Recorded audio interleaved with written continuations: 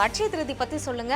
எந்த நாளாக இருந்தாலும் கஷ்டப்படுகிற ஒரு மனுஷாளுக்கு தானம் தர்மம் செய்யும் பொழுது அந்த தான தர்மத்தை வாங்கின அந்த நபர் நீங்க மகராசனா இருன்னு சொல்றாரு இல்லையா, அல்லது நீங்க நல்லா இருக்கும்னு சொல்லுவார் இல்லையா, அல்லது நீங்க தீர்க்க சுமங்கலியோடு இருன்னு சொல்லுவாங்க இல்லையா, அல்லது நீங்க தீர்க்க ஆயுளோடு இருன்னு சொல்றாரு இல்லையா, அப்படி சொல்லக்கூடிய அந்த ஒரு வார்த்தை உங்களுக்கு உங்களுடைய ஜென்மம் முழுவதும் பலிதமாகக்கூடிய மிகப்பெரிய ஆசையாக மாறக்கூடிய நாளாக திதியாக அட்சய திருதி அப்படிங்கிறது உண்மையாக இருந்துட்டு இருக்குது.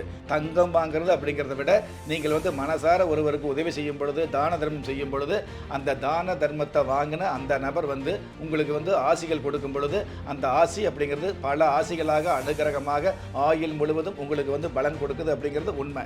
நமக்கு வசதி வாய்ப்பு இருந்தது அப்படின்னா தானம் செய்யலாம், தர்மம் செய்யலாம். வசதி வாய்ப்பு இல்லாதவங்க, தானம் பண்ண முடியாதவங்க, தனக்கே கஷ்டம்னு அல்லல் படும் பொழுது அடுத்தவங்களுக்கு எப்படி சார் உதவி செய்ய முடியுங்கிற எண்ணம் இருக்கும் இல்லையா, அந்த மாதிரி கஷ்ட காலத்தில் உள்ளவங்க கவலைப்பட வேண்டியதில்லை.